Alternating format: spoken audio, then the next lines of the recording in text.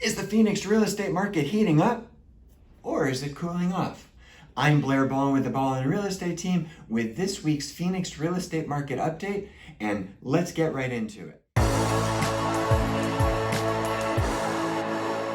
As always, using the Cromford Report, local data put out by an awesome organization for us as realtors to use and share, with very factual data, not just opinions of what numbers are out there. And I'd like to share some of their commentary as well.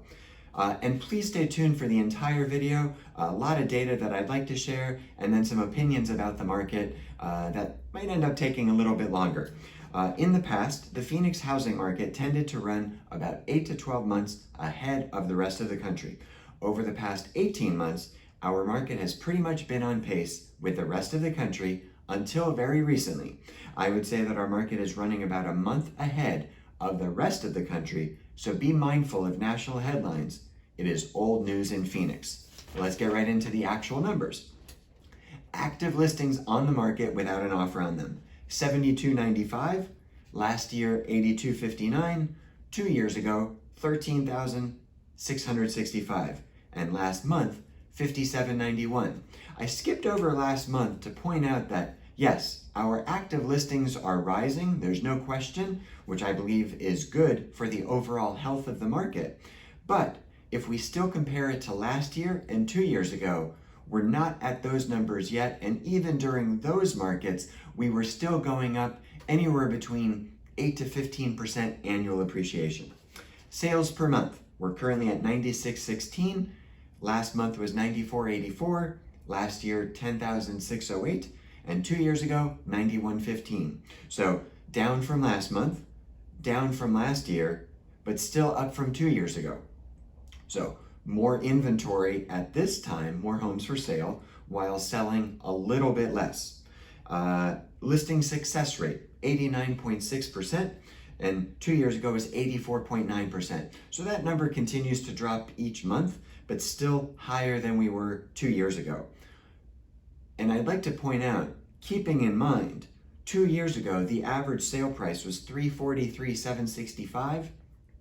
We are currently at $496,815. So over $150,000 in the average price for homes in the Phoenix area, while still selling just a little bit more than 2 years ago. Yes, the numbers are coming down, week by week, month by month, whatever, but 150 grand more, or 160, whatever, that's a big jump.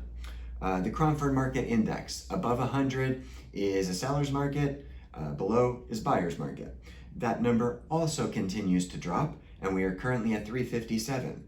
And 2 years ago, we were at 189. So what does all this mean? So here's where I come in with my opinion.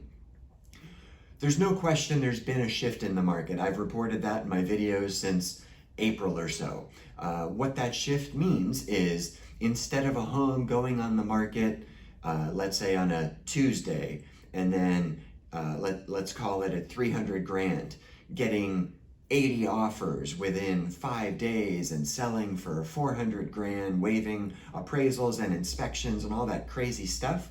Now, that's not happening. How many offers they're getting, I don't know. Each situation is different. Maybe the number is 5 or 10, and maybe we're not seeing waiving of the appraisal contingencies or waiving of appraisals, less post-possessions out there, that kind of stuff. But please remember, prices are still going up.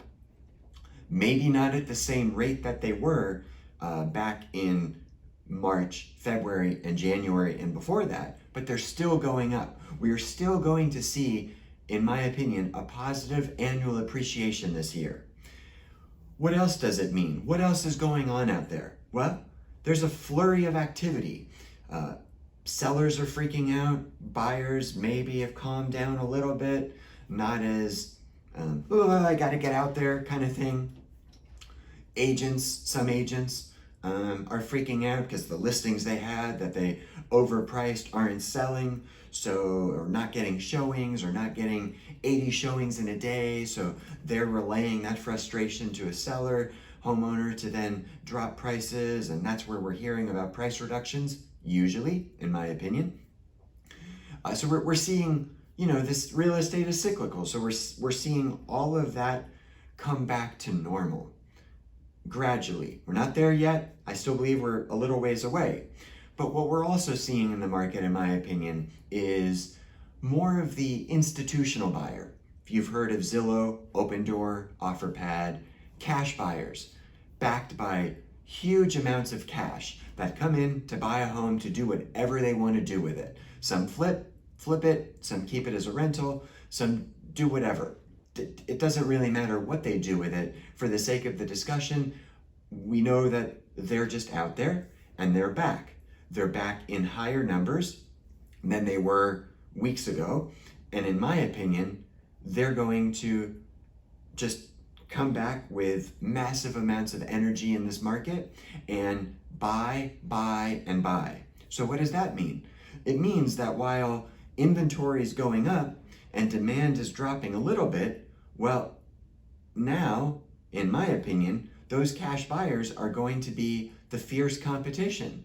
Homes listed at 500 grand, you come in with a 20% down payment, 10%, whatever it is, super attractive, and then in comes this cash buyer with either the same offer or price-wise, or just that they're cash. And that could be a difference to the homeowner.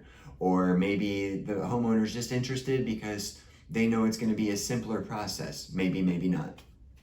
So in my opinion, as demand sort of drops down a little bit and inventory creeps up a little bit, be prepared and be expecting more of these cash buyers that are out there. That's just what's going to happen, and it's happening right now. So as you go shopping in the market, if you're a buyer, be aware of that. It might be out there. Might not be, but it might be. And then if you're a homeowner, if you're looking to sell your home, it's still a great time to sell. Prices are still going up. There's still a lot of activity, and there's still demand. Just because demand is dropping doesn't mean that it's gone away.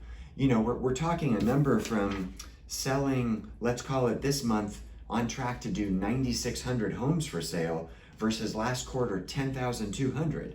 So instead of selling 600 more homes, we're still selling a lot. Like 9,600 homes is still a lot. 2 years ago, we were selling 9,100 and we thought that was a lot. So, it's still a good time to sell. Rates are still crazy low. If you own a home and you haven't refinanced in a while, meaning let's call it, 5 months, 6 months, consider refinancing. Rates are super low. And from a buying standpoint, maybe you're looking to buy your first home, investment property, Airbnbs are super hot right now. All of that is feasible. And selling a home right now, just because the market is cooling down, doesn't mean it's a bad time to sell. So expect still a lot of activity out there. Competition is still fierce.